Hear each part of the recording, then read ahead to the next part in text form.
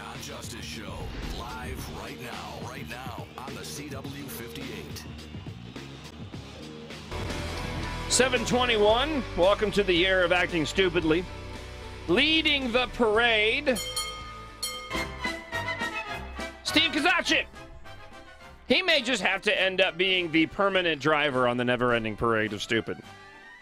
You know, even every other radical progressive city council member knows you just don't stick your head up that far. It's like whack-a-mole. You're gonna get nailed. And he's stuck in this vicious cycle of spouting off, taking heat,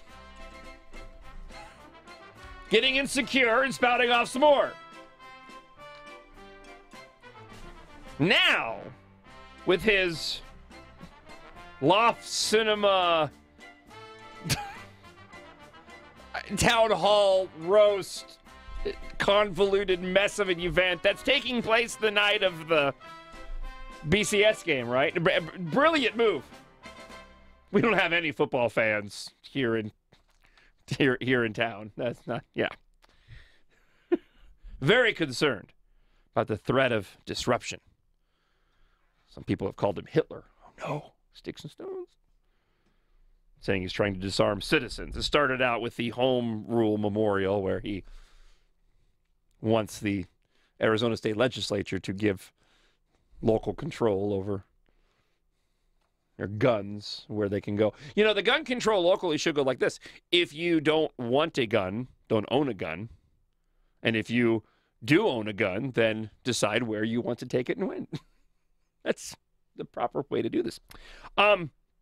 He said that many gun rights advocates have taken to social media sites and elsewhere to declare they intend to disrupt the event to show their displeasure with Kozachik over the issue. As a result, Kozachik decided to set firm ground rules to ensure everyone in attendance can enjoy him or herself. Now, I will tell you what the ground rules are, and then I will explain why this is a colossal mistake. And while I don't want to give away sort of the trade secrets of how you should handle stuff like this, I do feel that perhaps I'm in a good position where I can help.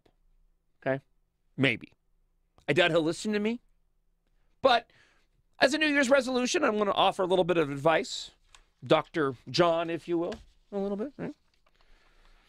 So here are the rules that are being imposed. This was a town hall bipartisan event. Look, this was no more a town hall than it was a bipartisan event. But you were supposed to be able to go and ask any questions you wanted of the bipartisan group of people, all Democrats apart from Ethan Orr. Now there will be no open microphone.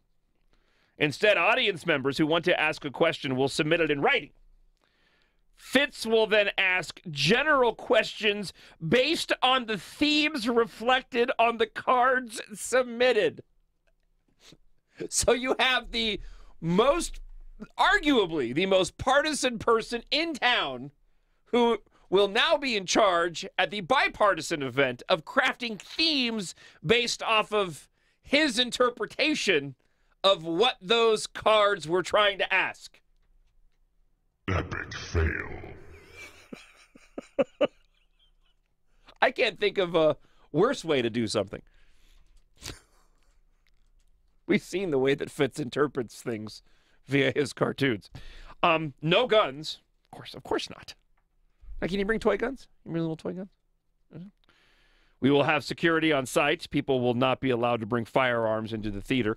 Wonder who's paying for the security. Hope it's not some of our local TPD guys having to waste their time. If they don't understand the rationality of that decision, they're welcome to stay at home and miss the event. Ooh, said Steve K. You don't like that. What a whiny baby. Seriously. You don't like that. You need to stay home. Bags will be checked at the door.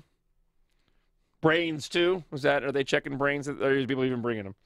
Anyone who wants to videotape the event will be asked not to obstruct the view of anyone else in attendance. And as TV producer Patrick pointed out, can somebody remind Steve that there's no videotape anymore? I don't know if you can you even get VHS tape? Is that even? Oh, just say. No. Kozachik said if people find these guidelines unreasonable, he suggests they find something else to do on Monday night. Well, I think a lot of people will already. They're going to be watching a pretty good football game, I assume.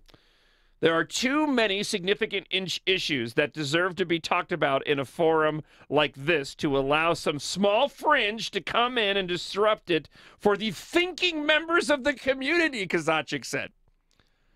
This is a seriously contemplated event for serious-minded people who are interested in an adult-level exchange. Don't come if your only intent is to find fault or be disruptive. This coming from arguably now the biggest baby on the city council. Thou dost protest too much. Now let me help Steve K out here. Let me provide a little bit of clarity over what you should have done. Okay. The smart move would have been, if you were going to have this event, which is already a joke, it's convoluted, for one. Okay. It lacks a lot of focus. It's themed wrong, and it's described poorly. It's not bipartisan. It was supposed to be a civility rally before January. It turned into this town hall event. But be that as it may, if you have an event like this, where you are inviting people to come and talk to politicians about the issues of the day, and especially in an environment where you're taking a lot of heat and criticism from individuals who you obviously don't think are thinking members of the society and aren't acting like adults and are being acting unglued and irrational, you don't go and impose a bunch of rules. What you do is you let the event play out. Because if people do come to your event and they do act irrational and they do act disruptive, you now have an argument to use in your election campaign. Because this is all this is about. In an election year, this is Steve K desperately trying to get people to like him. And what better way to craft your argument over the lack of civility